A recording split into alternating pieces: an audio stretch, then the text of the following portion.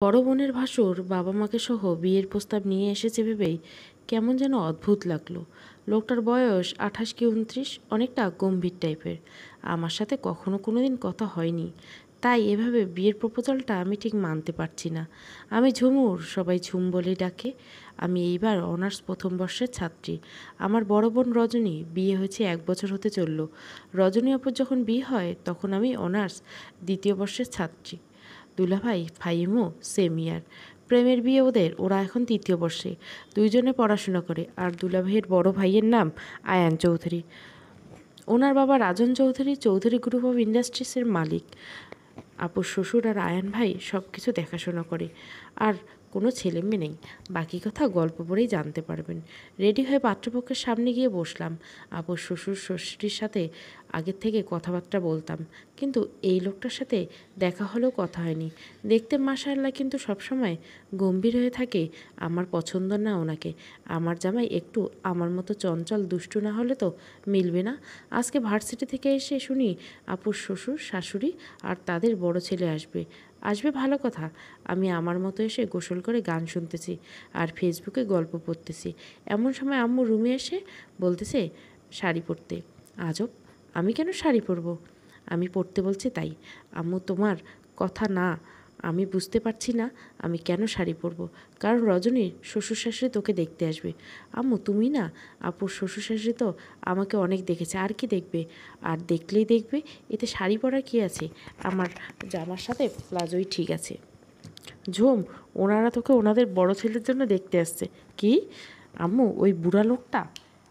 কি বলছে ঝুম? তোর থেকে 9 বছরের বড় হবে। বিয়ের জন্য এরকমই ঠিক আছে। তোর বাবা আর আমার বয়সের পার্থক্য 12 বছর। আম্মু, আগের কথা বাদ দাও। এখন কি এত বড় কাউকে বিয়ে করে নাকি? উনি সব আগের কালচার নিয়ে থাকবে, আর আমি এ যুগের মেয়ে। 9 বছরের পার্থক্য এমন কিছুই হবে না। আর শুনেছি ইরহাম নিজেই তোকে বিয়ে করবে। তোর বাবারও কোনো আপত্তি নেই।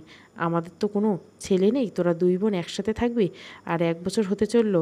আমরা রজনীর শ্বশুর শাশুড়িকে চিনি, ওরা অনেক ভালো মানুষ। যতদূর চিনেছি আয়ান বাবা অনেক ভালো, শুধু একটু চুপচাপ থাকে। তাতে কি, ছেলে মানুষ একটু গম্ভীর থাকা ভালো। তাই তোর বাবা ঠিক করেছেন সম্বন্ধ পাকা করবেন। আম্মু গম্ভীর গলায় থাকা ভালো, তাই বলে এতটা গম্ভীর? উনি কখনো আমার সাথে কথা পর্যন্ত বলেনি। তুই কথা বলছিলি? কী যে বলো না আম্মু, ওনাকে দেখলেই ভয় লাগে। কেমন যেন খেয়ে ফেলার মতো করে তাকায়। যদিও 1 কি 2 বার তাকিয়েছি, এছাড়া দেখিনি আমি ওনাকে। সবসময় তো অফিস আর রুমের মধ্যেই সীমাবদ্ধ উনি। এতক্ষণ চুপচাপ ওদের সামনে বসে মনে মনে এসব ভাবছিলাম। হঠাৎ আপুর শাশুড়ি বলতেছে, কিরে মা, আলাদা একটু কথা বলে আয়। এতক্ষণে সামনে তাকিয়ে দেখলাম আয়ান ভাই সামনে নেই, আমার রুমের দিকে যাচ্ছে। আমি কাচুমাচু করে দাঁড়িয়ে ওনার পিছন পিছন আসলাম। বুঝতেই পারছি না এমন কেন হচ্ছে আজ। এমনিতেই তো আপু শ্বশুর শাশুড়ির সামনে বেশ চটপট করে বেড়াই। আমি আর আপু একদমই আলাদা। আমি চটপটে, আপু শান্ত। ওদিকে ফাহিম ভাই চটপটে আর আয়ান ভাই শান্ত। এই প্রথম নিজের রুমে ঢুকতেও ভয় করছে আমার। বুকে থুতু ছিটে দিয়ে পেছনে আপুর শ্বশুর শাশুড়ির দিকে একবার তাকিয়ে রুমে পা রাখলাম। পা রাখতে শক্ত একটা কণ্ঠ কানে এলো। এতক্ষণ লাগে আসতে? এমনিতে তো এক জায়গায় ঠিক থাকো না। আমার কান্না পাচ্ছে। এই লোকটা আমার সাথে এই প্রথম কথা বললো, তাও আবার ধমক দিয়ে। প্রথম কথায় বুঝি একটা গুন্ডাও ভালোভাবে কথা বলে। ইনি তো ভালো মানুষ। না না, আমার মতো মেয়ে কিছুতেই এই উদ্ভট লোকের সাথে সারা জীবন কাটাতে পারবে না। যেই এই কথা বলতে যাব তখনই উনি বলে উঠলেন, আমি তোমার মতামত জানতে আসিনি। চুপচাপ এই শাড়ি পাল্টে বিয়ের শাড়ি পরে নাও। আজকে একটু পর আমাদের বিয়ে হবে। এই বলে হনহন করে বেরিয়ে গেল। আবার ফিরে এসে বলল, আজকে শ্বশুরবাড়িতে নিয়ে যাব তোমাকে। কথা না শুনলে ফেসবুকে কার সাথে কী করছো সব তোমার আব্বুকে বলে দিব। আমি তাজ্জব বনে গেলাম। এটা কি আদেশ করলো নাকি থ্রেট দিল? আরে ভাই, আমাকে কিছু বলার তো সুযোগ দেবে। একটু পর আম্মু এসে একটা মিষ্টি আমার মুখে ধরল। তুই আগের থেকে পছন্দ করতি আয়ানকে? কখনো বলিসনি তো। কী সব উদ্ভট কথা বলছো আম্মু? কেন? তুই নাকি আয়ানকে বলছিস যে বিয়ের প্রস্তাব নিয়ে আসেন? কি আম্মু এসব? কে বলেছে? কেন, কে আর বলবে? তুই যাকে বলেছিস সেই বলেছে। আয়ান ভাই এসব বলেছে?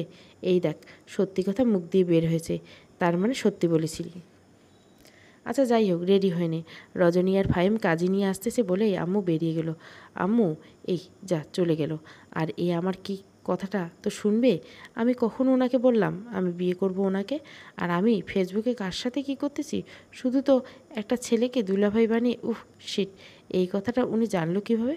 আসলে হয়েছে কি, কিছুদিন থেকে একটা ছেলে সবসময় হাই হ্যালো দিত আর খোঁজ খবর নিত। প্রথমে পাত্তা না দিলেও একসময় আমি কথা বলতাম, কথা বলতে বলতে দুলাভাই বানাইছি। তারপর আর একটা আইডি দিয়ে নিজের কথা বলছি। এই আইডির পাসওয়ার্ড আমার বান্ধবীর কাছে আছে, ওরা কথা বলতো। কিন্তু আমি তো সব এমনি ফাজলামি করছি। কিন্তু এই লোকটা কিভাবে জানলো এসব? আল্লাহ, এইবারের মতো বাঁচাই দাও। আর জীবনে ফেসবুক চালাবো না, চালানোর কারোর সাথে কথা বলবো না। মনে মনে আল্লাহকে ডাকছি। এই সময় আপু রুমে আসলো। এই ঝুম, তুই এখনও রেডি হসনি? আমি আপুর পা জড়িয়ে ধরিয়ে বললাম, আপু, ও আপুরে, আমি ওনাকে বিয়ে করব না। তুই দেখিস না উনি কেমন, জেনে বুঝে আমাকে নদীতে ফেলাই দিচ্ছিস কেন? তোর জামাই কত ভালো, আর আমাকে কিনা ওই গোমরা মুখটার মাথায় চাপিয়ে দিচ্ছিস। আমার জামাই তোর হলে বুঝতি, সারাক্ষণ জ্বালিয়ে মারে আমাকে। জামাইটা গম্ভীর ভালো, বুঝলি তো? আর আয়ান ভাইয়া অনেক ভালো, জানিস, আমাকে ছোট বোনের মতো ভালোবাসে। আর উনি সেদিন আমাকে ডেকে বলেছে, রজনী একটু কথা ছিল। জি ভাইয়া বলুন। তোমার বোন ঝুমুর এবার অনার্স ফার্স্ট ইয়ারে, তাই না? হ্যাঁ ভাইয়া, কেন, কিছু হয়েছে? ও কিছু করেছে? না না, তেমন কিছু না। আমি বিয়ে করব ওকে। তোমার বাবা মার সাথে কথা বলো। বিশ্বাস কর, ওনার কথায় আমি এত খুশি হয়েছি তোকে বলে বোঝাতে পারবো না। এবার ঝটপট রেডি হয়ে নে। আর জানিস তো, আয়ান ভাইয়া যখন বলেছে তোকে বিয়ে করবে, তখন করেই ছাড়বে। আপু প্লিজ, তোরা এভাবে আমাকে জোর করতে পারিস না। কি দেখ ঝুম, এবার কিন্তু বেশি বেশি হয়ে যাচ্ছে। আমরা তোকে মোটেও জোর করছি না। তুই নিজেও কিছুদিন আগে আমাকে বলেছিস যে আয়ান ভাইয়াকে তোর ভালো লাগে। শুধু একটু গম্ভীর, কিন্তু মানিয়ে নেওয়া যাবে। বল, বলছিস কি না? হ্যাঁ বলছিলাম, কিন্তু সত্যি সত্যি বিয়ে করব বলিনি। বিয়ে এবার মিথ্যে মিথ্যে করে নাকি? অনেক নাটক করেছিস, আর না, চল রেডি হয়ে দেখি। আপু সাজিয়ে দিচ্ছে আর আমি বসে বসে ভাবছি, এই এত সুন্দর ছেলেটা আমার জামাই হবে। আপুর বিয়ের দিন প্রথম ওনাকে দেখে আমি সহ আমার বান্ধবীরা ফিদা হয়ে গেছিলাম। ওনার ফর্সা মুখে কালো চাপ দাড়ি, গোলাপি ঠোঁট আর গাম্ভীর্যতা দেখে ওনার প্রেমে পড়ে গেছি। কিন্তু কখনো বলার সাহস পাইনি। ওনাকে দেখে ভয় লাগতো। আর অন্যদিকে উনি আমার বড় বোনের ভাসুর। আমার জন্য যদি আবার কোনো ঝামেলা হয়, এই ভয়ে কখনো বলা হয়নি।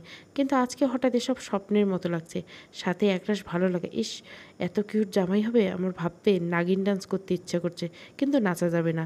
এমন ভাব করতে হবে যেন আমার ইচ্ছের বিরুদ্ধে সব হচ্ছে। কারণ আমি বুদ্ধি হওয়ায় বয়স থেকেই বলে এসেছি আমার জামাই হবে আমার কার্বন কপি। আর বয়সও সেম। কিন্তু এখন তেমন কিছু হচ্ছে না। আমি মন খারাপের ভান ধরে থাকবো।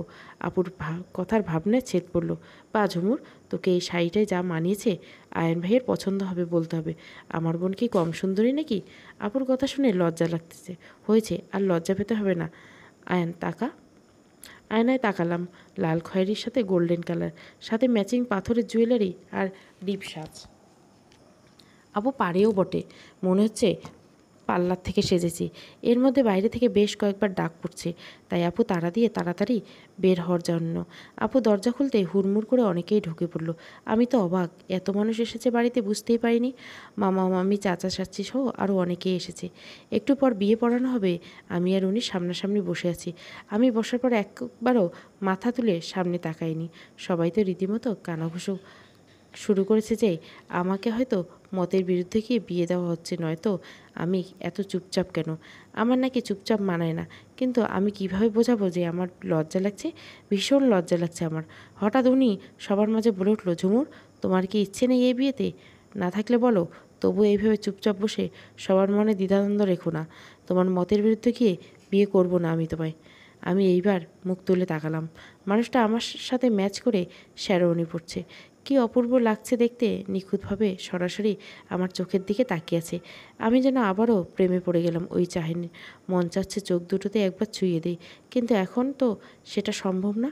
তাই অনেক কষ্টে নিজেকে সংযত রাখলাম। শুনেছি ছেলে মানুষ বউকে দেখে নিজেকে সংযত রাখে, কিন্তু আমি মেয়ে হয়ে রাখছি, তাই নিজেকে খুব নির্লজ্জ মনে হচ্ছে। যাই হোক, একা একা তখন তো খুব আমাকে থ্রেট দিয়ে আসলো, কিন্তু এখন সবার সামনে এত সাজুবান্ধা কেন সাজতেছে লোকটা? আমি না চাইলে নাকি বিয়ে করবে না। এখন না বললে যদি সত্যি সত্যি বিয়ে না করে, তাহলে আমি এত কিউট জামাই কোথায় পাবো? তাই একটু হেসে বললাম, তো আমরা তো প্রেম করছি বিয়ে করার জন্য, তাহলে আমার মত থাকবে না কেন? আমার কথায় উপস্থিত সবাই চুপ হয়ে গেল। ওনার দিকে তাকিয়ে দেখি উনি কেমন রাগী দৃষ্টিতে তাকিয়ে আছে, মনে হয় এক্ষুনি খেয়ে ফেলবে। আমার কি দোষ? আমার সামনে এত সাজতে গেলে একটু একটু বাঁশ খেতে হবে। বিয়ে পড়ানো শেষ হলো। আপু আমাকে সাইডে নিয়ে গিয়ে বলল, ঝুম, সত্যি কি তোর আর আয়ান ভাইয়ের কোনো সম্পর্ক ছিল?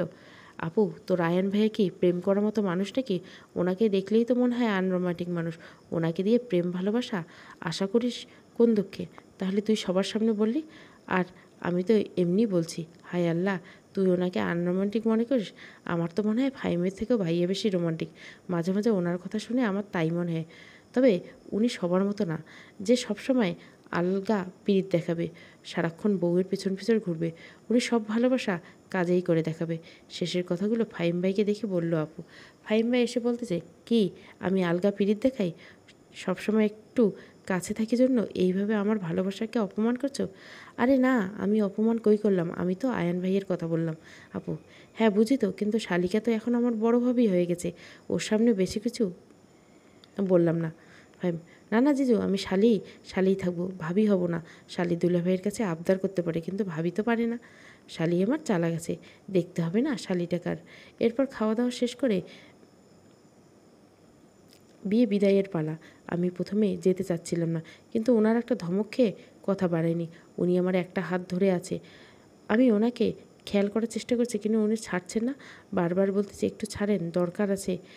না, উনি ছাড়ছেন না, উল্টো আমাকে ধমক দিয়ে বলে, এত নড়াচড়া করে লাভ নেই, আমি ছাড়বো না। বাধ্য হয়ে বলায়, প্লিজ ছাড়েন, আমি বাথরুমে যাব। 5 মিনিট সময় দিলাম, এর মধ্যে আসবে, এই বলে হাত ছাড়লো। আমি বললাম, 5 মিনিট না ছাই, পাক্কা 30 মিনিট পর এসে দেখি আপু, দুলাভাই আর উনি সোফায় বসে আছে। মানুষজন কমে গেছে। 11টা পার হয়ে সবাই হয়তো চলে গেছে। আমি যেতে উনি আবার আমার হাত ধরে সবার কাছ থেকে বিদায় নিয়ে বের হয়ে আসলো। কী আশ্চর্য, আমার বিয়ে হলো, বিদায় হলো, আমার কান্না পাচ্ছে না। এত চেষ্টা করছি কান্না করার, তবু হচ্ছে না। আমি হয়তো এমন একজন মেয়ে যার বিয়ে প্রেম করেও হয়নি, তবু কান্না করিনি। যাই হোক, ওই রকম মেয়ে চলে আসলাম শ্বশুরবাড়িতে। এই বাড়িতেও দেখি একদম ফাঁকা। এমনিতে আশেপাশে কোনো বাড়ি নেই। 3তলা একটা বাড়ি, চারপাশে লাল নীল ঝাড়বাতি জ্বলছে। বাড়িটা যেন অপূর্ব লাগছে। আমি গাড়ি থেকে নামতেই উনি আমার হাত ধরল। ওইদিকে আপু আর ফাহিম ভাই, ওরা একটু সামনে এগোতেই মানুষটা এমন একটা কাণ্ড করে বসলো যে আমি লজ্জায় পড়ে গেলাম। আপু আর ফাহিম ভাই সামনে এগোতে উনি আমায় কোলে নিলেন। এই আপনি কি করছেন? এত কথা বলো কেন? চুপচাপ থাকো, না হলে আরও লজ্জায় পড়তে হবে। ওনার কথা করে চুপ হয়ে গেলাম। নয়তো যদি সত্যি কিছু করে বসে। বুঝলাম না এই গোমরা মুখটা এত রোমান্টিক মনে হচ্ছে কেন। আপু পেছন থেকে আমার দিকে তাকিয়ে একটা চোখ টিপ দিয়ে আগে আগে চলে গেল। সদর দরজায় আসতে না আসতে কয়েকজন ছেলে মেয়ে এসে হাজির। ওদের দাবি টাকা ছাড়া ঘরে ঢুকতে দিবে না। আপু আর ফাহিম ভাইয়ের সাথে আছে। উনি আমাকে কোল থেকে নামাচ্ছে না। কি একটা অবস্থা! ছেলে মেয়েগুলো ওনার মামাতো ফুফুতো ভাই বোন। আমি আগেও দেখেছিলাম এদের। উনি আমাকে বলল, এক হাত দিয়ে যেন ওনার প্যান্ট থেকে পকেট থেকে মানিব্যাগটা বের করি। আমি হাঁ করে ওনার মুখের দিকে তাকিয়ে রইলাম। উনি চোখ রাঙিয়ে ফিসফিস করে বলল, তাড়াতাড়ি দাও, নয়তো ফেলে দিব। আমি আসতে না আসতে ওনার পকেটে খোঁজার চেষ্টা করছি। আসলে সে রনে পড়া, তাই পকেট খুঁজে পাচ্ছি না। বেশ কিছুক্ষণ চেষ্টা করে মানিব্যাগ বের করলাম, তবু লোকটা আমাকে নামিয়ে দিল না। তারপর ওদের টাকা দিয়ে আমাকে ভেতরে নিয়ে গেল। সোজা দোতলায় উঠে গেলাম। এর মধ্যে একবারও নামিয়ে নিয়ে আমাকে। 3তলায় এখনও কমপ্লিট হয়নি, তাই নিচতলা আর দোতলা সবাই থাকে। এক সাইডে আপু আর ফাহিম ভাই, বিপরীত পাশে উনি থাকতো। আজ থেকে আমিও। উনি ওনার রুমে এসে নামিয়ে দিল। এমা, লাইট জ্বালায় না কেন? এত অন্ধকারম। এই যে শুনছেন, বলছো কিছু? আমাকে নামিয়ে দিন। কোথায় গেলেন? আমি তো আপনার রুমে কোথায় কী আছে জানি না, একটু লাইটটা জ্বালাবেন? অপেক্ষা করতে হবে মানে? চুপচাপ থাকো একটু। বেশ কিছুক্ষণ পর চুপচাপ থাকার পর বিরক্ত লাগছে, অনেকটা বিরক্ত হয়ে বললাম, আরে ভাই, পাইছেনটা কি আপনি? কখন থেকে দাঁড় করিয়ে আছি। আমি কি করব করেন। 12টা পার হয়েছে, ঘুমাবো আমি। বসতেও দিচ্ছে না, পাটা লাগে না বুঝি? এই সময় লাইট জ্বলে উঠল। আমি 2 হাত দিয়ে চোখ ধরলাম। অনেকক্ষণ অন্ধকারে থাকার পর আলো আসছে, তাই চোখে লাগছে। চোখ মেলে দেখি হালকা লাল নীল আলো জ্বলছে। ঘরের সমস্ত জিনিস চকচক করছে, মনে হচ্ছে সব নতুন। সম্ভবত এগুলোই লাগাচ্ছিলেন উনি। আর বিছানাটা পুরো ফুল দিয়ে সাজানো। আপু আর ফাহিম ভাইয়া যাওয়ার আগে সাজিয়ে দিয়ে গেছে। আমার সামনে লম্বা চওড়া উনি, পকেটে হাত দিয়ে আমার দিকে তাকিয়ে আছে। ফ্যানের বাতাসে ওনার চুলগুলো হালকা উঠছে। আবারও মন চাচ্ছে ওনার মাথায় একবার হাত দিই, আর মনকে বাধা দিলাম না। ডান হাতটা ওনার মাথায় দিয়ে চুলগুলো বুলিয়ে দিলাম। উনি চোখ বন্ধ করে ফেলল। আমি ভয়ে ভয়ে হাতটা সরিয়ে নিলাম। উনি চোখ মেলে তাকালেন। আমি মাথা নিচু করে দাঁড়িয়ে আছি। উনি খুব নম্রভাবে ডাকলেন আমায়, ঝুমুর। আমি মাথা তুলে তাকালাম ওনার মুখের দিকে। ঝুমুর, আমি তোমাকে কয়েকটা কথা বলি, মন দিয়ে শুনবে। আমি মাথা নাড়ালাম, মানে শুনবো। তুমি আমাকে চেনো আমি কেমন, আর আমি আজকেই তোমাকে কেন বিয়ে করলাম এটা জানতে পারবে একসময়। আমি জানি তুমি আমাকে পছন্দ করো, এটা না বুঝলে বিয়ে করতাম না আমি তোমায়। তুমি এতদিন বাবার বাড়ির মেয়ে ছিলে, তাই তোমার চঞ্চলতা শোভা পেয়েছে, কিন্তু এখন একদম ওরকম করা যাবে না। তোমাকে গম্ভীর হতে হবে, বউদের যেমন মানায়। ওনার এই কথাটা আমার ঠিক পছন্দ হলো না। সবাইকে কেন গম্ভীর হতে হবে? আমার তো নিজের ইচ্ছা বলে কিছু একটা আছে। আমি এখানে চুপচাপ বসে থাকতে পারি না, সিরিয়াস মোমেন্টে হাসি আটকাতে পারি না। এসব না করলে আমার কেমন যেন দম বন্ধ লাগে। বিরক্ত মাখা মুখ নিয়ে ওনার কথাগুলো শুনলাম।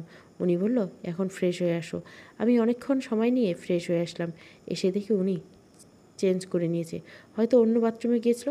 তারপরে একসাথে 2 রেখাত নামাজ পড়ে নিলাম। এরপর উনি একটা নেকলেস বের করে আমার সামনে ধরলো। তারপর কিছু না বলে আমার গলায় পরিয়ে দিল। ওনার স্পর্শে অজানা ভালো লাগা কাজ করছিল। একদম কোনো ভয় লাগতেছিল না। মনে হচ্ছিল এই স্পর্শের কোনো পাপ নেই, নেই কারোর সাথে ভয়। একদম হালাল সম্পর্ক, আর হালাল জিনিস সবারই ভালো লাগে। ওনাকে জড়িয়ে ধরার খুব ইচ্ছে হচ্ছিল, কিন্তু সাহস হলো না। যদি ভাবে যে কেমন মেয়ে একটু ধৈর্য ধরতে পারে না, তাই জড়িয়ে ধরলাম না। উনি এক হাত দিয়ে চুল ছেড়ে দিল, তারপর আমাকে ওনার দিকে ঘুরিয়ে নিল। আমার চোখের দিকে তাকিয়ে বলো, তুমি ছোট নই ঝুমুর, সব কিছু বুঝতে পারো তুমি। আমি জানি আমি চাইলে তুমি বাধা দিতে পারবে না, কিন্তু আমি চাচ্ছি না এভাবে হঠাৎ করে তোমার ইচ্ছার বিরুদ্ধে কিছু করতে। আমাদের একসাথে পথ চলা আজ থেকে শুরু। আমরা জীবনের শেষ দিন পর্যন্ত একসাথে থাকবো, তাই তাড়াহুড়ো করে কষ্ট দিব না তোমায়। সময় নাও তুমি। তোমার যখন মনে হবে স্বামী হিসাবে পারফেক্ট আমি, সেদিন কাছে আসবে। আমি আমার সবটা দিয়ে ভালোবাসবো তোমায়। কোনো ছেলে মানুষ বিয়ে করে বউ ছাড়া থাকতে পারে না। আমি পারবো না, কষ্ট হবে, তাই সময় একটু কম করে নিও, বলে মুচকি এসে বিছানার একপাশে শুয়ে পড়ল। ইস, এত নির্লজ্জ এই লোকটা, কীভাবে গড়বড় করে সব কিছু বলে দিল। ছি, লজ্জায় আমার মাথা কাটা যায়। ধুর, কী সব ভাবি আমি। আমি ওনার বউ, আমাকে বলবে না তো কাকে বলবে? আর এত সুন্দর একটা মানুষের বউ হওয়া ভাগ্যের ব্যাপার। তারপর আমি চুপি চুপি ওনার পাশে গিয়ে শুয়ে পড়লাম। এপাশ ওপাশ করতে করতে রাত কেটে গেল। এমনিতে আমি সবসময় নড়াচড়া করি, আর তার উপর আজকের বিছানায় একটা ছেলে মানুষ। ঘুম আর হলো না আজকে। ফজরের আজান কানে আসতেই উঠে পড়লাম। উজু করে বের হয়ে দেখি উনি উঠে পড়েছেন। নামাজ পড়ে নিচে গেলাম। এর আগেও যেহেতু এই বাড়িতে এসেছে, তাই সব কিছু চেনা আসতেছে। নিচে গিয়ে আস্তে আস্তে সদর দরজা খুলে বাইরে বের হলাম। বাড়িটার সামনে পুরো ফাঁকা। ছোট ছোট আম গাছ, লিচু গাছ, পেয়ারা গাছ, আরও বিভিন্ন রকমের ফলের গাছ, ফুলের গাছ, তবে সব সারিবদ্ধ আর ফাঁকা ফাঁকা করে গাড়া, এজন্য আরও বেশি ভালো লাগে। আমি আগে এই বাড়িতে আসলে এত সকালে উঠে বাইরে আসিনি। গাছগুলোতে পাখির কিচিরমিচির শব্দ আর সকালের শুভ্র বাতাসে গায়ে লাগাতে যেন মনটা ফুরফুরে হয়ে গেল। ঝুম এদিক ওদিক ঘুরে বেড়াচ্ছে, আর উপর থেকে একজোড়া চোখ ওর দিকে তাকিয়ে ভাবছে, মেয়েটা কি একটু চুপচাপ থাকতে পারে না? কালকে এত করে বোঝালাম নতুন বউ বউয়ের মতো থাকতে, তা না করে উঠে ধেই ধেই করে বাইরে গেছে। আর কয়দিন যত খুশি নেচে বেড়াও, এরপর থেকে তোমাকে বন্দি করে রাখবো। চাইলেও যখন তখন ইচ্ছে মতো ঘুরতে পারবা না। মিসেস আয়ান চৌধুরী, যার জন্য তোমাকে বিয়ে করছি সেটা তো পূরণ করতে হবে, কারণ আয়ান চৌধুরীর প্রয়োজন ছিল তোমাকে, বড্ড বেশি প্রয়োজন। এসব ভাবতে ভাবতে দেখে ঝুমকে কোথাও দেখা যাচ্ছে না। আয়ান দ্রুত নিচে নেমে আসে।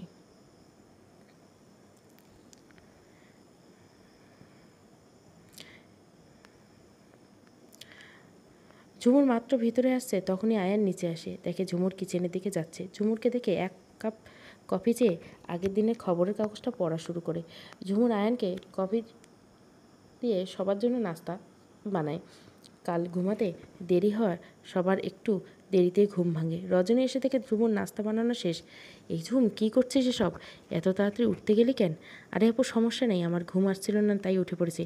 আরে শালি কাজে বিয়ে হতে না হতে দায়িত্ব পালন শুরু করছো? দেখি, কথাটা বলতে বলতে ফাইমও নিচে আসলো। ওনার আরও 2টো মামাতো বোন উঠেছে। হঠাৎ সোফায় বসে থাকা ওনাকে দেখে সবাই যেন টেপাটিপি করে হাসছে। আমি ওদের মতিগতি বুঝতে পারছি না, এমন কেন করছে। আপু এসে ফিসফিস করে বলতে লাগলো, এই ঝুম, এটা কি হলো বলতো? কি?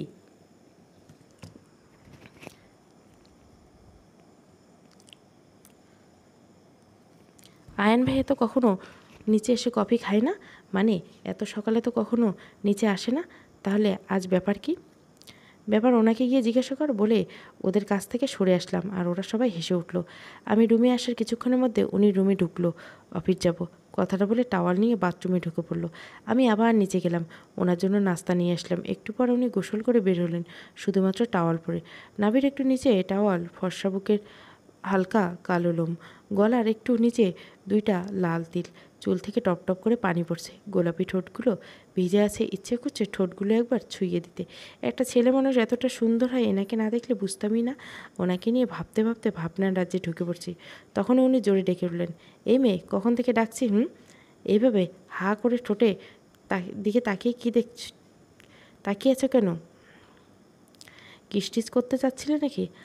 আসলে আমতা আমতা করছো কেন? আপনার ঠোঁটগুলো আসলে অনেক সুন্দর, মন চাচ্ছিল ছুঁয়ে দেয়, কিন্তু আপনি কি না কি মনে করেন তাই করলাম না বলে এক দৌড়ে নিচে চলে আসলাম। পাগল একটা। 30 মিনিট হবে উনি বেরিয়ে গেছেন। আমি বাড়ির কথা বললাম, চাচা চাচি মামা মামি সহ কিছু আত্মীয় স্বজন আসবে আজকে এই বাড়িতে। আসলে একদিনের দাওয়াতে নিজের মানুষ ছাড়া তো কেউ আসবে না।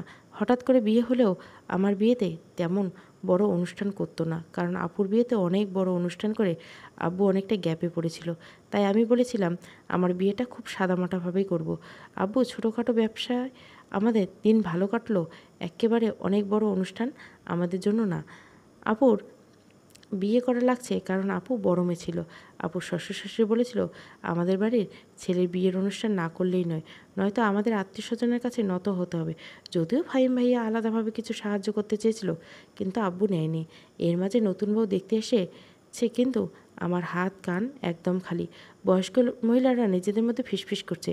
আমার শাশুড়ি এসে বলল, বড় বৌমা আমার ঘরে একটু আসো তো। আর একটু জোরে আপুকে ডেকে বলল, ছোট বউ সবাইকে নাস্তা দাও। আর ওনাদের উদ্দেশ্যে বলল, আপনারা একটু বসুন ভাবি, আমরা এক্ষুনি আসছি। এরপর আমাকে নিয়ে একটা গয়নার বাক্স দিয়ে বলল, বৌমা এসব পরে নাও, আর প্রথম দিকে কমপক্ষে 6 মাস পর্যন্ত সবসময় এসব পরে থাকবে। কালকেই দিতাম, বাড়িতে এসে অনেকক্ষণ বসেছিলাম, কিন্তু তোমরা আসছো না দেখে ঘুমিয়ে পড়ছি।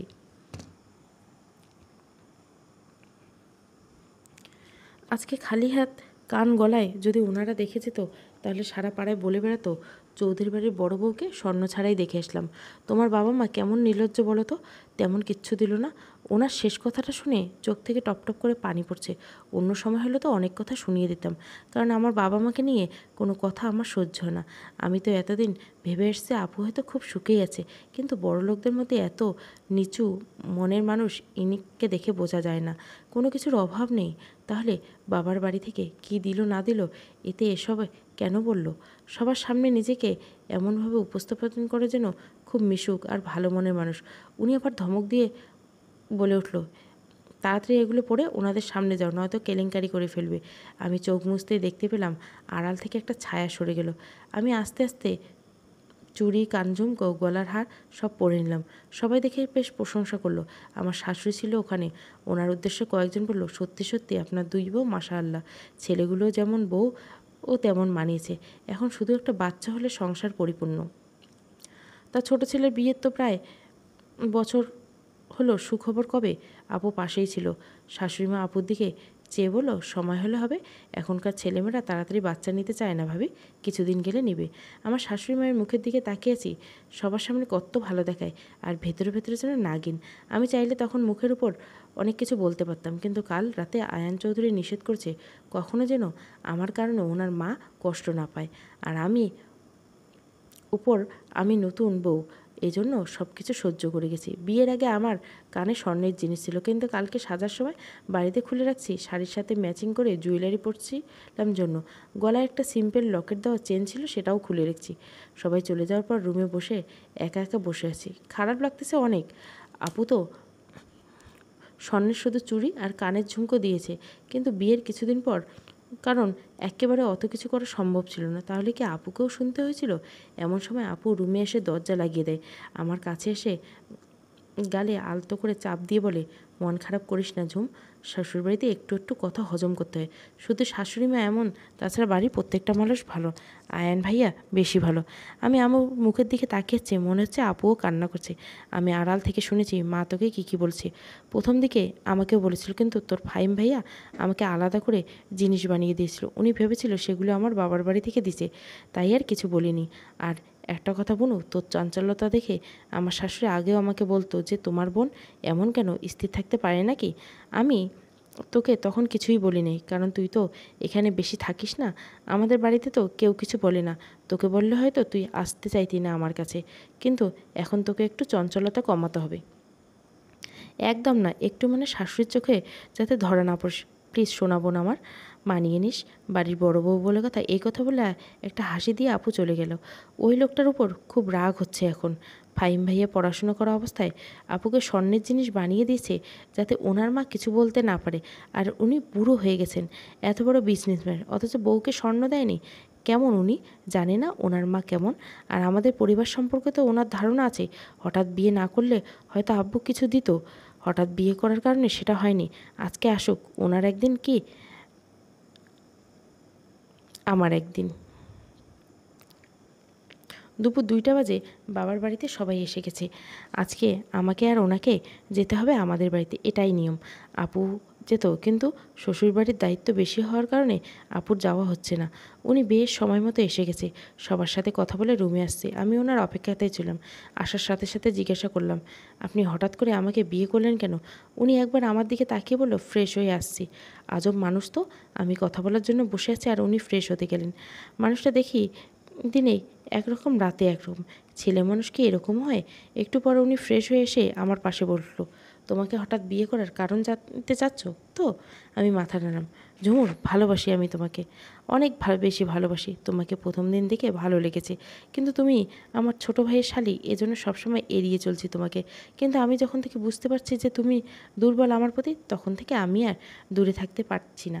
তোমাকে লুকিয়ে দেখা, তোমাকে ফলো করা, তুমি কখন কোথায় যাচ্ছ, কী করতেছো, সব কিছুর উপর নজর রাখা আমার দায়িত্ব হয়ে গেছে। হঠাৎ একদিন মনে হলো ফেসবুকে নক দিয়ে কথা বলি। নক দিলাম, কিন্তু তুমি পাত্তাই দিলে না। কাউকে ভালোবাসলে তার সাথে কথা বলার জন্য নত হলেও লজ্জা লাগে না? কথাটা মনে আগে মানতাম না, সবসময় বলতাম যে আয়ান চৌধুরী কখনো কারো কাছে নত হবে না। কিন্তু আমি নিজের কথাটাই ভুল প্রমাণ করে বারবার এসএমএস দিতাম তোমাকে। শেষে তুমি কথাও বললে, কিন্তু দুলাভাই বানি। আমি হাঁ করে ওনার মুখে দিকে তাকিয়েছি। ওইটা তাহলে উনি ছিলেন? তারপর আবারও বলতে লাগলেন, তোমরা যে বান্ধবীরা মিলে কথা বলছিলে আমার সাথে, এটাও বুঝতে পারছিলাম। কিভাবে বলি, একদিন আমি তোমাদের ভার্সিটির সামনে গাড়িতেই ছিলাম, তখন তোমার হাতে ফোন ছিল না, কিন্তু আমার সাথে কথা হচ্ছিল। তখন বুঝছে যে তুমি একা না, অন্য কেউ আমার সাথে কথা বলে। আয়ান চৌধুরীর সাথে মজা করছো, তাই না? আমিও হুট করে বিয়ে করে ফেললাম। আচ্ছা, আপনি আপনার পরিচয় কেন দেননি ঝুম? আমি পরিচয় দিতাম, কিন্তু কেন জানি না, খুব ইচ্ছে হচ্ছিল দেখি একটু ভার্চুয়াল জগতে তুমি কেমন, ফেসবুকে সবার সাথে কিভাবে কথা বলো, এই জন্যই পরিচয় দিইনি। ও, আর হঠাৎ বিয়ে করার আর একটা কারণ হলো, আমাকে অফিসের কাজে 15 দিনের জন্য আমেরিকা যেতে হবে। আর আপনার তো? আমার খুব ইচ্ছে ছিল আমেরিকার নিউ ইয়র্কে অবস্থিত নায়াগ্রা ফলস দেখার। জি হ্যাঁ, এটা দ্বিতীয় কারণ।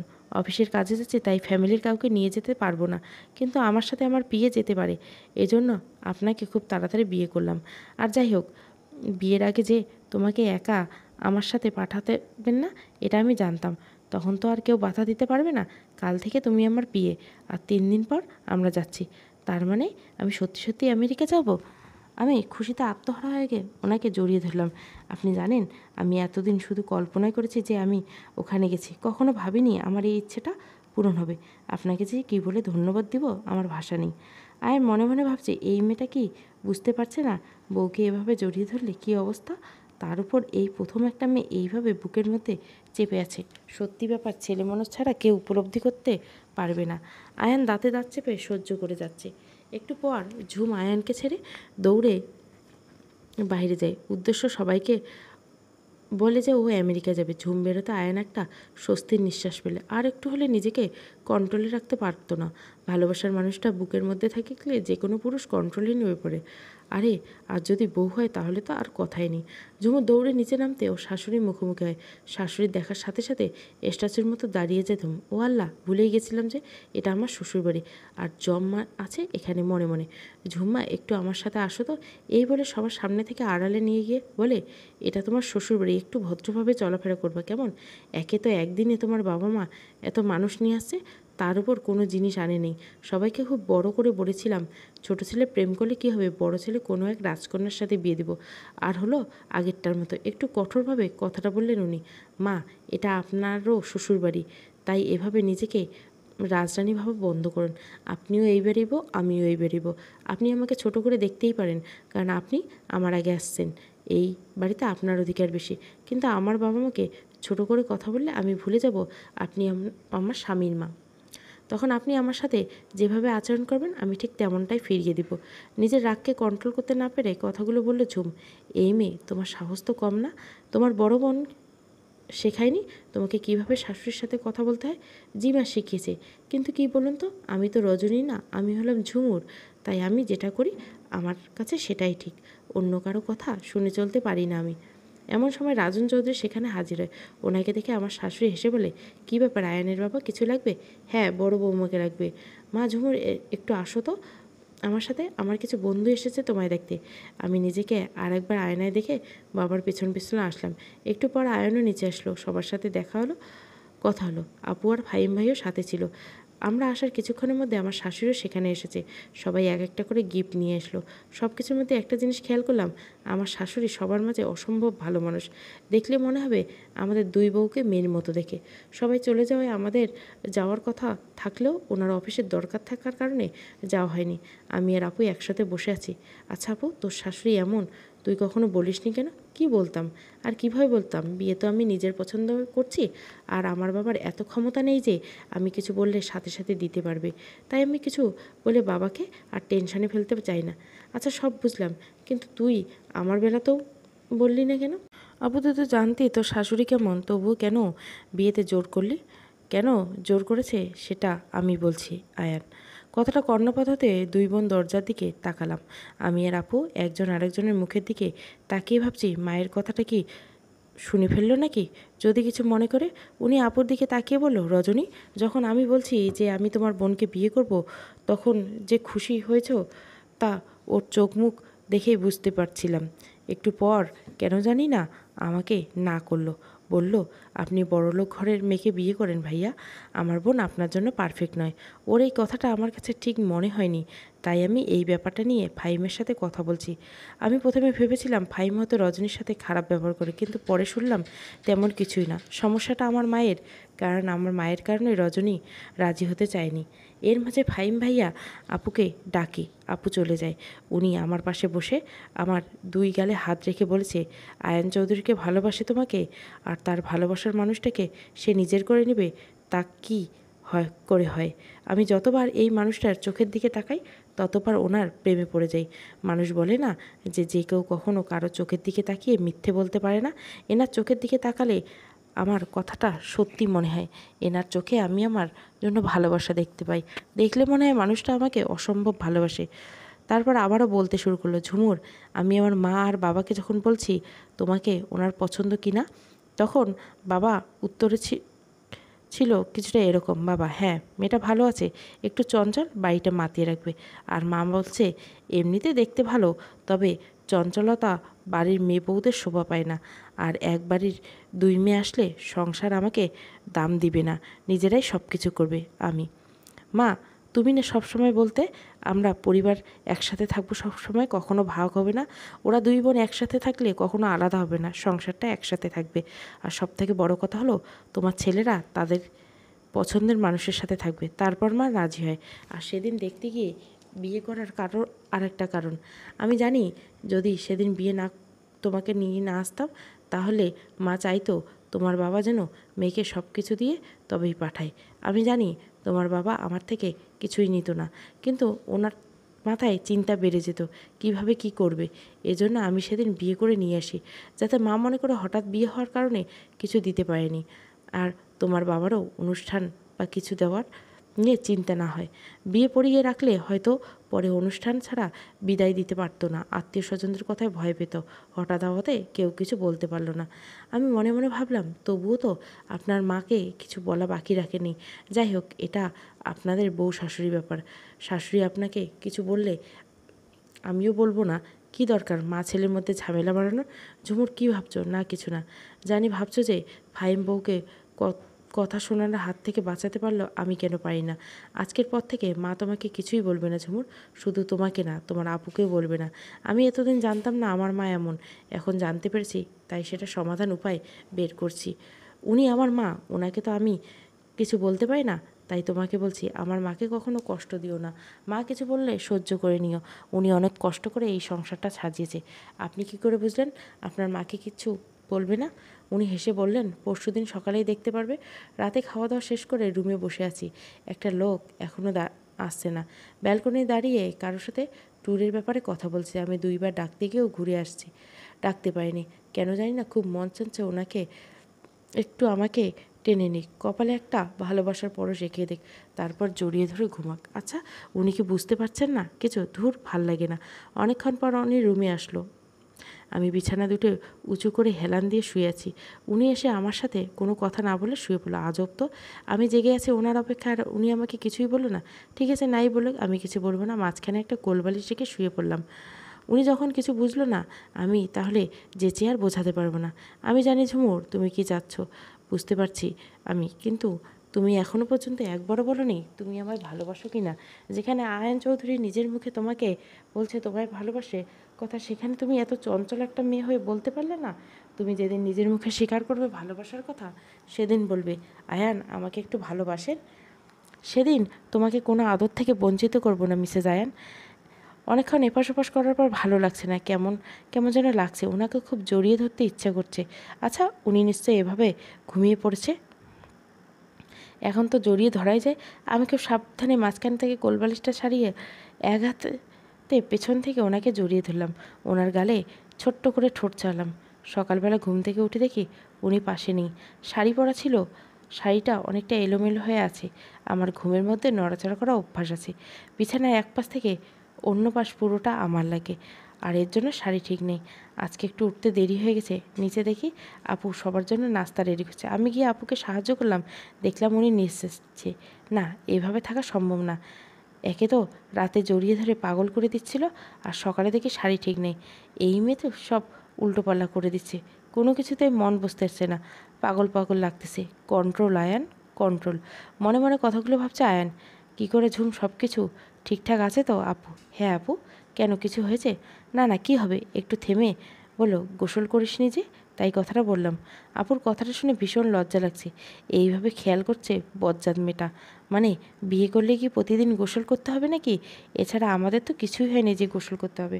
আমার লজ্জা পাওয়া দেখে আপু হেসে বলল, আরে লজ্জা পাচ্ছিস কেন? আমি তো এমনি বলছিলাম। আচ্ছা বাদ দে, ভাইয়া কালকে আর কি বলছিল না? আসলে আমাকে উনি সেদিন বলেছিল যে তোমার বোনকে কখনো কোনো কষ্ট পেতে দিব না। আমি জানি উনি ওনার কথা রাখবে। আর এটাও বলেছে যে অন্য কোথাও বিয়ে হলে যে সবাই ভালো থাকবে এমন কিছু না, এমনটাও তো না। সেখানে আরও দেখা গেলো শাশুড়ি ননদ সবাই খারাপ। তাহলে কি করবে? তারপর ভেবে দেখলাম কথাটা ভুল বলেনি। আমাদের শাশুড়ি মা এমনিতে সব দিক থেকে তো ভালো, তবে ব্যাপারটা নিয়ে এমন কিছু বুঝিনি। সারাটা দিন কেটে গেলো, এর মধ্যে ওনার সাথে আর দেখা হয়নি। দুপুরে খাওয়ার আগে একবার কল দিয়ে বলেছে খেয়ে নিতে। সন্ধ্যা পেরিয়ে রাত হয়ে এলো, উনি এখনও নেই। একটা কল পর্যন্ত করলো না। আচ্ছা, উনি কি কোনো কারণে আমার উপর বিরক্ত, নাকি সত্যি সত্যি ব্যস্ত আছে? এসব ভাবতে ভাবতে খেয়ে ঘুমিয়ে পড়লাম। ঘরে খাবার এসে রাখছিলাম, উনি আসলে একসাথে খাবো। উনি আসলো আর খাওয়া হলো না। রাত 11:30 নাগাদ চোখে পানির ছিটে পেয়ে ঘুম ভাঙে। উঠে দেখি উনি লুঙ্গি আর গেঞ্জি পরে গ্লাস হাতে নিয়ে হাসি মুখে দাঁড়িয়েছেন। চুল থেকে পানি পড়ছে, মনে হচ্ছে গোসল করে বেরিয়েছে। আমাকে জাগতে দেখে বলল, যাক, অবশেষে তোমার ঘুম ভাগলো। কখন থেকে ডাকতেছেন সময়? কেন জানি না খুব অভিমান চেপে ধরল। চোখ দুটো ভিজে আসছে। কী হয়েছে, আমাকে ডাকছিলেন কেন? বারে, বউটা অভিমান করছে? তা অভিমানটা কারণ কি? আমার বউটা না খেয়ে ঘুমিয়ে যাবে তা কী করে হয়? কিসের অভিমান? কোনো অভিমান করিনি। উনি একনালা ভাত আমার মুখের সামনে নিয়ে বলল, অভিমান করছো কিনা কথাতেই বুঝতে পারছি। কাজের অনেক চাপ ছিল, মাঝখানে আর 2 দিন সময়, তারপরে আমাদের বেরোতে হবে। আর তোমার তো এখনও শপিং করা হয়নি, আমাদের কিছু কেনাকাটা করতে হবে। ওনার মুখে বউ ডাক শুনতে বেশ ভালোই লাগছে, আর লজ্জাও লাগছে। আপনি দুপুরের পর থেকে একবারও কল করেননি কেন? উনি হেসে বলল, আমি তো তোমার কলের অপেক্ষায় ছিলাম যে আমার বউটা কল দিয়ে বলবে এখনও ফিরছ না কেন। ইস, ভুলেই গেছি, আমি তো কল দিতে পারতাম। আরে কিছুক্ষণ টুকটাক কথা বলার পর খাওয়া শেষ করে ঘুমিয়ে পড়লাম। সকালে ঘুম থেকে উঠতেই খুব জোরে হর্ন বাজতে লাগলো। ব্যাপারটা দেখার জন্য ব্যালকনিতে গেলাম। নিচে তাকিয়ে দেখি বড় বড় দুটো ট্রাক কী নিয়ে আসছে দেখার জন্য নিচে গেলাম। এত কিছু দেখে অবাক না হয়ে পারলাম না। নিচে দেখি ট্রাক ভর্তি যত ফার্নিচার। শাশুড়ি মা হাসি মুখে দাঁড়িয়ে আছে। আমি নিচে যেতেই বলল, বৌমা তোমাদের বাড়ি থেকে এত জিনিস দেবে, বলোনি কেন? এমন সময় একটা ছেলে একটা ব্যাগ নিয়ে এসে শাশুড়ি মায়ের সামনে রাখলো। ব্যাগ খুলতে দেখি ভেতরে স্বর্ণের গহনা আপুর সহ। এসব দেখে শাশুড়ি মায়ের চোখ ছানা বড়া, সাথে আমি আর আপু অবাক হয়ে গেছি। আমরা জানি যে আমাদের মিথ্যে বলা নিষেধ, কিন্তু মিথ্যে বললে কোনো দ্বন্দ্ব কমে যায়, সেটা বলাই ভালো। কাল আমি আমার বাবাকে বলেছিলাম, খালি হাতে মেয়েকে বিয়ে দিচ্ছ কেন? মেয়েকে বিয়ে দিলে সাথে আরও কিছু দিতে হয় জানো না? আমার এই কথাটা আয়ানের কান পর্যন্ত পৌঁছে গেছে। বাবা বাড়িতে গিয়ে লোন করে কিছু জিনিস কিনেছে, সাথে আয়ান বাকি সব কিছু দিয়েছে। কিন্তু শাশুড়িমা জানে সব আমার বাবাই দিয়েছে। এছাড়া বাকি সবটাই সত্যিটা জানে। আয়ান নিজেই সব কিছু দিত, কিন্তু বাবা মানতে রাজি হয়নি। তাই নিজের সামর্থ্য অনুযায়ী যেটুকু সম্ভব।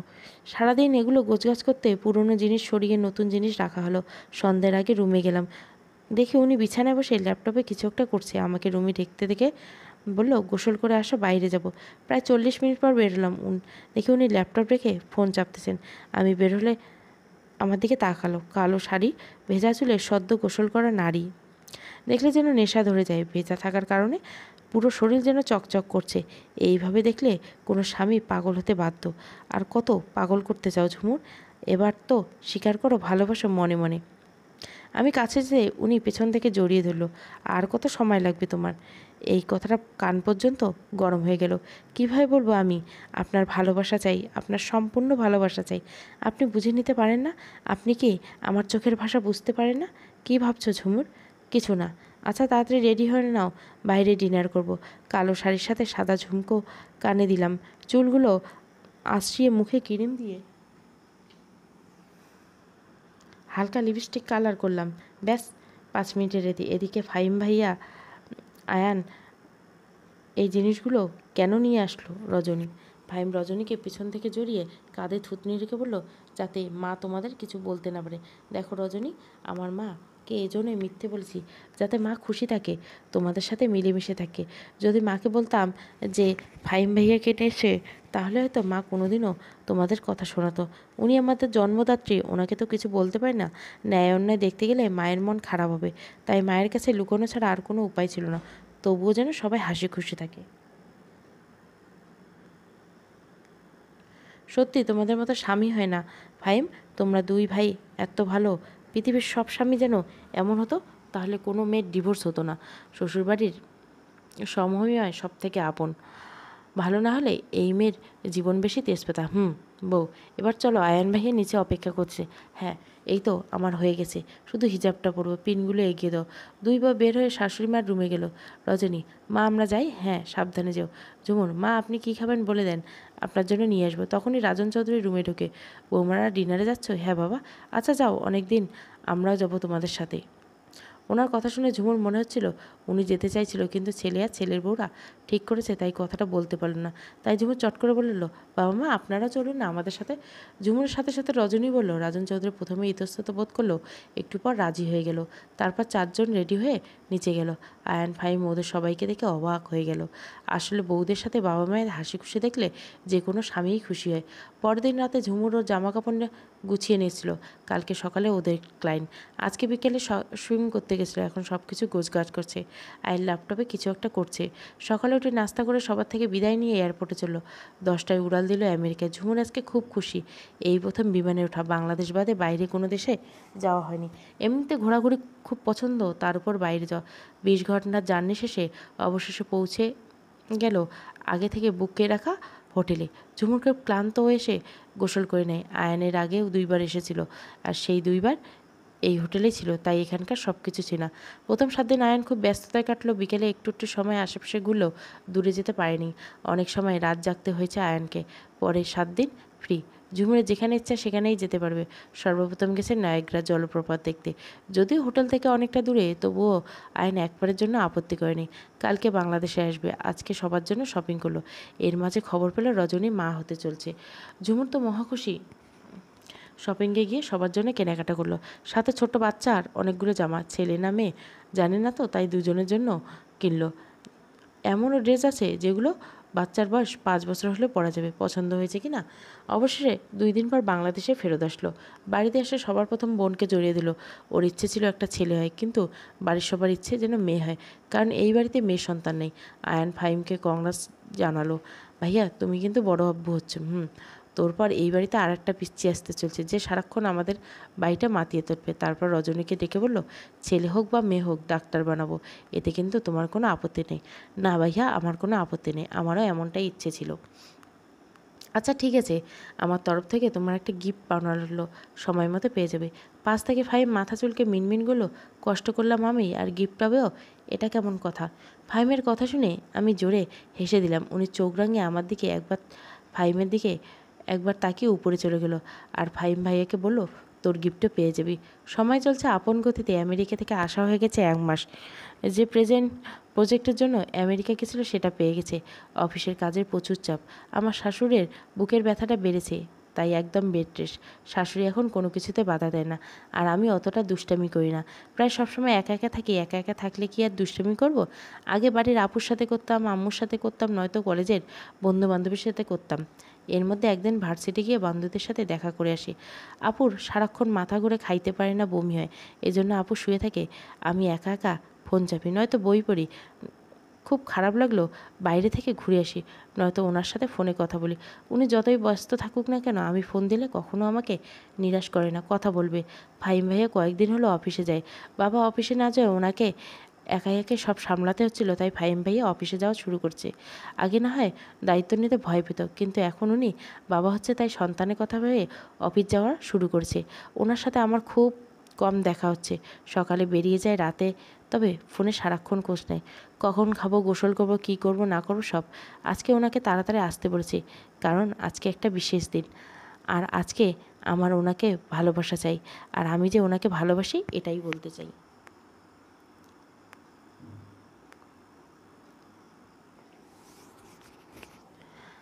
আজকে ওনার জীবনে বিশেষ একটা দিন। এই দিনে পৃথিবীতে আসছেন উনি।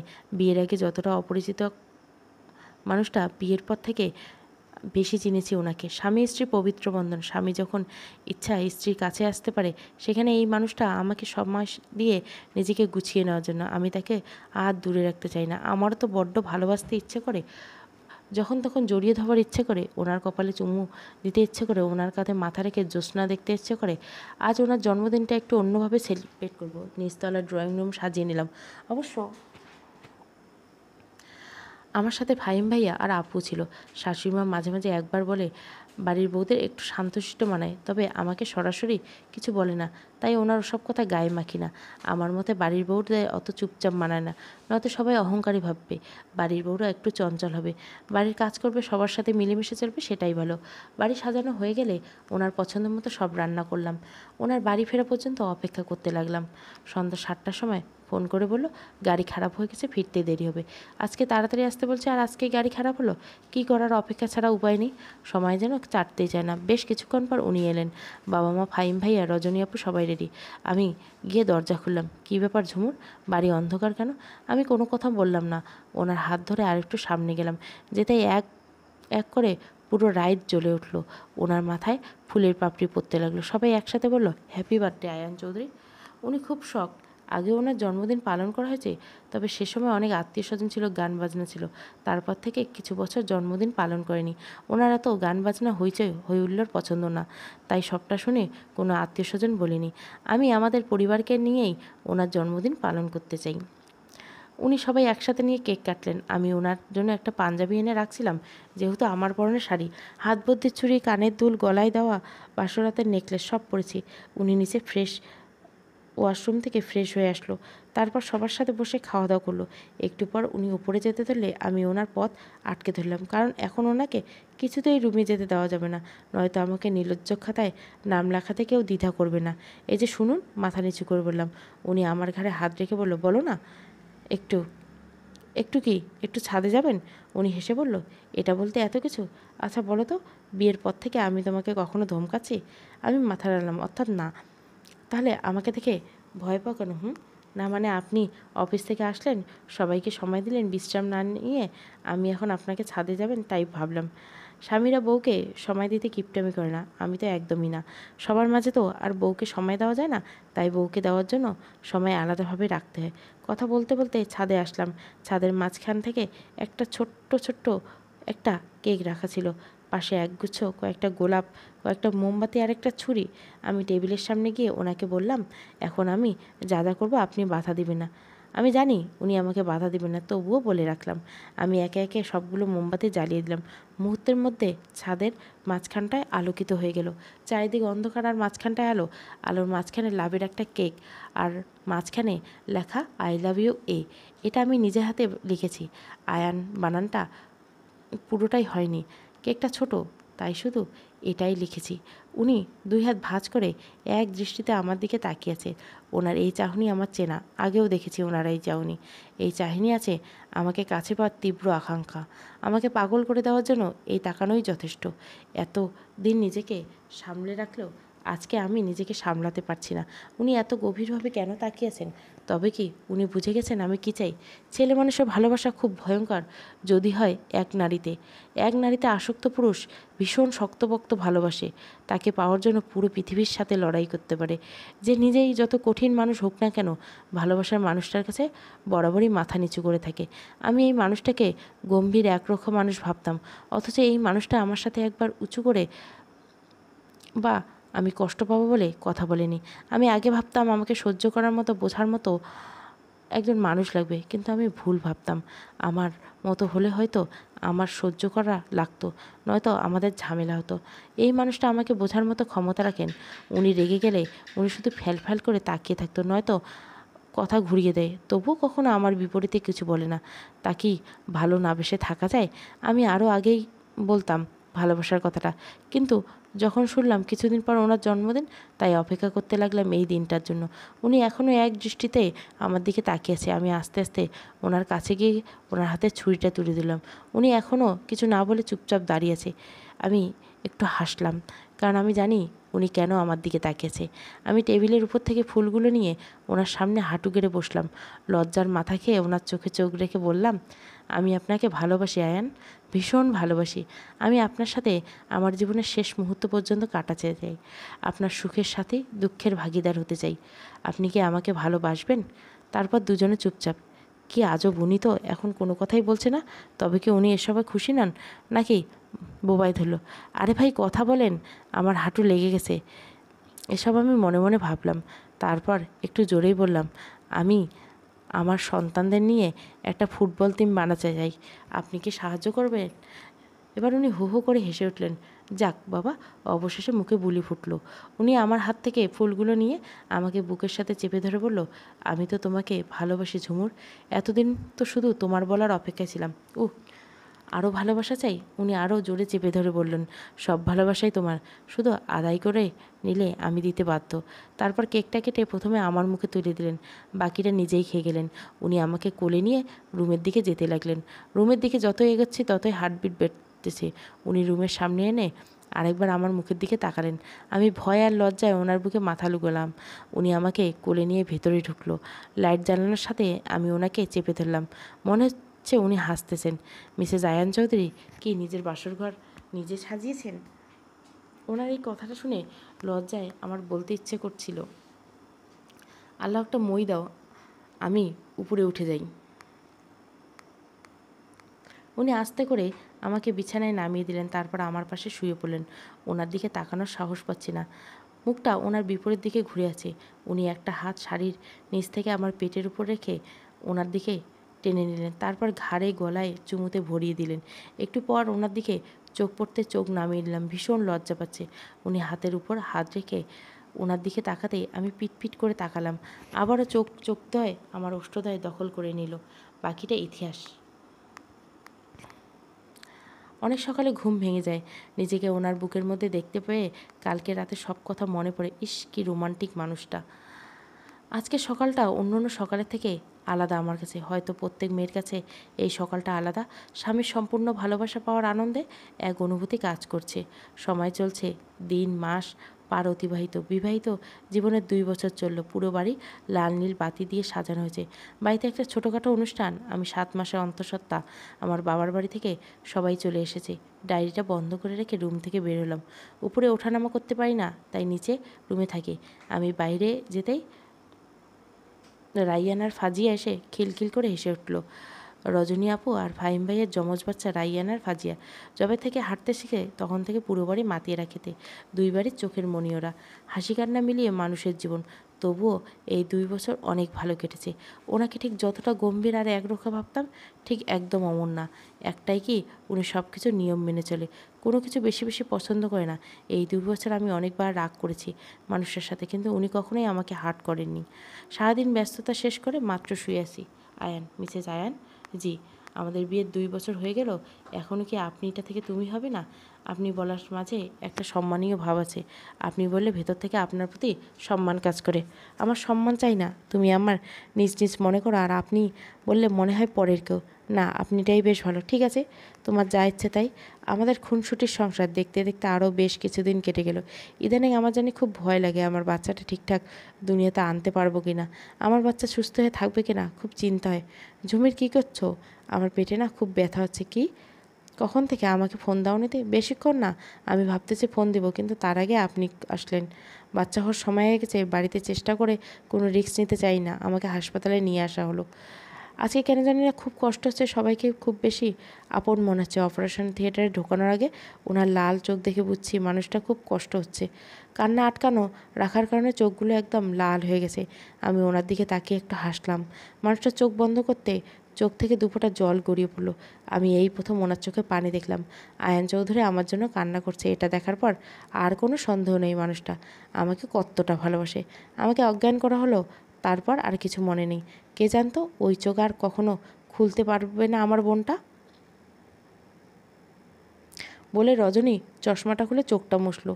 আর ওর পাশেই বসে আছে রাইয়ান, ফাইজা আর আরিজা। আয়ান আর ঝুমুরের মেয়ে আরিজা। ওরা চোখের পানি আটকাতে পারছে না। আরিজা বয়স 16, অনেকটা মায়ের মতো চঞ্চল। রজনী কখনো মায়ের অভাব বুঝতে দেয়নি, কিন্তু মায়ের অভাব যে মাসিকে দিয়ে পূরণ হয় না, সেটা যার মা নেই সেই বেশি জানে। মায়ের গল্প কম বেশি সবার মুখে শোনে, কিন্তু এভাবে কখনো শোনা হয়নি। হ্যাঁ, সেদিন অপারেশন থিয়েটারে ঢোকার পর কী হয়েছিল শুনুন। সিজারের পাশাপাশি সিস্টের সমস্যা ছিল ঝুমুরের। যদি সিজারের সময় ওটার অপারেশন না করতো, তাহলে কয়েকদিন পর আবার আলাদা করে অপারেশন করা লাগতো। তাই ডাক্তার একেবারে সিস্টের অপারেশন শুরু করে, কিন্তু অতিরিক্ত রক্তক্ষরণে ঝুমুরের শরীর একদম ফ্যাকাশে হয়ে যায়। অনেক খুঁজে সেই সময় নেগেটিভ রক্ত পাওয়া যায় না। আয়ন ভাইয়া এক হাসপাতাল থেকে অন্য হাসপাতালে দৌড় বেরিয়েছে, কিন্তু রক্ত জোগাড় করতে পারেনি। অবশেষে রক্ত না পেয়ে যায়, কিন্তু তখন আমার বোনটা আর এই দুনিয়াতে নাই। আয়ন ভাইয়া হাসি মুখে রক্ত নিয়ে এসে ডাক্তারের হাতে দিয়ে বলে, আমার ঝুমুর ঠিক হবে। ডাক্তার রক্তের প্যাকেট হাতে নিয়ে দাঁড়িয়ে থেকে এগোনোর সাহস নেই। একটা মৃত মানুষকে কিভাবে রক্ত দেব? সেদিন হাসপাতালের মানুষ 2বার অবাক হয়েছে। প্রথমবার ঝুমুর মারা গেছে শোনার পর 10 মিনিট আয়ন ভাইয়া চুপচাপ দাঁড়িয়েছিল, একটা কথাও বলেনি, এক ফোঁটা চোখের পানি পড়েনি। সবাই বলাবলি করেছিল, এ কেমন মানুষ, বউটা মরে গেছে দেখে এতটা শক্ত হয়ে আছে। কিন্তু 10 মিনিট পর পুরো হাসপাতাল কেঁপে উঠেছে আয়ন ভাইয়ের কান্না। অসুস্থ মানুষগুলোর চোখের পানি আটকাতে পারেনি। সারা হাসপাতাল গড়িয়ে আমার বোনটাকে ভিক্ষা চেয়েছে। সবার কাছে গিয়ে পাগলের মতো বলছে, আমার ঝুমুরকে এনে দাও, এনে দাও আমার বউটাকে। একটা মানুষ বউকে এতটা ভালোবাসতে পারে, আয়ন ভাইকে না দেখলে হয়তো কেউ বুঝতো না। সেদিনের পর আয়ন ভাইয়া অনেকটা পাগল পাগল হয়ে যায়। সারাক্ষণ নিজেকে ঘরবন্দি করে রাখে, ঠিকমতো খায় না, ঘর থেকে বের হয় না, বের হলে খুব প্রয়োজনে বের হয়। তোমাকে দাদু দিদাসহ সবাই অনেক চিন্তা হয়ে যায়। আয়ন ভাইয়াকে আরেকবার বিয়ে করানোর কথা বলা হয়, কিন্তু সেদিন আবারও সবাই অবাক করে দিয়ে আয়ন ভাইয়া পাগলের মতো কান্না করতে থাকে। ঝুমুরের শেষ স্মৃতি আরিজাকে নিয়ে সারা জীবন কাটাতে পারবো, তবুও যেন কেউ কখনো বিয়ের কথা না বলে। তখন শাশুড়ি মা বলে যে নিজের মেয়েকে এখনও কোনোদিন কোলে নাওনি আর বলতেছে তাকে নিয়ে সারা জীবন কাটাচ্ছে? কে বলেছে কোলে নেনি? আমার মেয়েকে প্রতিদিন একবার হলো কোলে নিয়ে আদর করি আমি, কিন্তু আমার ওকে কোলে নিলে ঝুমুরের কথা মনে পড়ে। আমার ঝুমুর আমাকে বলেছিল যে আপনি এত লম্বা বড় একটা মানুষ, আমাদের পিচ্চি বাচ্চাটাকে কোলে নেবেন কীভাবে? আমি আমাদের পিচ্চি বাচ্চাটাকে কোলে নেব আর আপনি আমাকে কোলে নেবেন কেমন? তাই আমি আমার বাচ্চাকে কোলে নিলে এক পা নড়াচড়া করতে পারি না। আমার ভয় হয় যদি আমার কারণে আমার মেয়েটার কিছু হয়ে যায়। তারপর থেকে আয়ান ভাইয়া কিছুটা স্বাভাবিক হয়, আরিজাকে কোলে নেয়, আস্তে আস্তে অনেকটা আগের মতো হয়ে যায়। আরিজা উনি সবসময় ঝুমুরের মতো চঞ্চলতা শেখায়, এজন্য নিজেও কখনো গম্ভীর হয়ে থাকে না। খালামণির মুখ থেকে মায়ের এসব কথা শোনার পর আরিজা দৌড়ে ওর বাবার ঘরে যায়। আয়ান বসে বসে ল্যাপটপে অফিসের কাজ করছিল, মেয়েকে আসতে দেখে ল্যাপটপ বন্ধ করে পাশে বসে। আমার মাটা কি কিছু বলবে? আব্বু, তুমি আজকে আমাদের বাইরে ডিনার করতে নিয়ে যাবে? তুমি চেয়েছো আর তোমার আব্বু নিয়ে যাবে না, তাই কি হয়? আর একটা কথা, জি মামুনি বলো। আমি তোমাকে অনেক ভালোবাসি আব্বু, আমিও তোমাকে অনেক ভালোবাসি আমার মা। সমাপ্ত।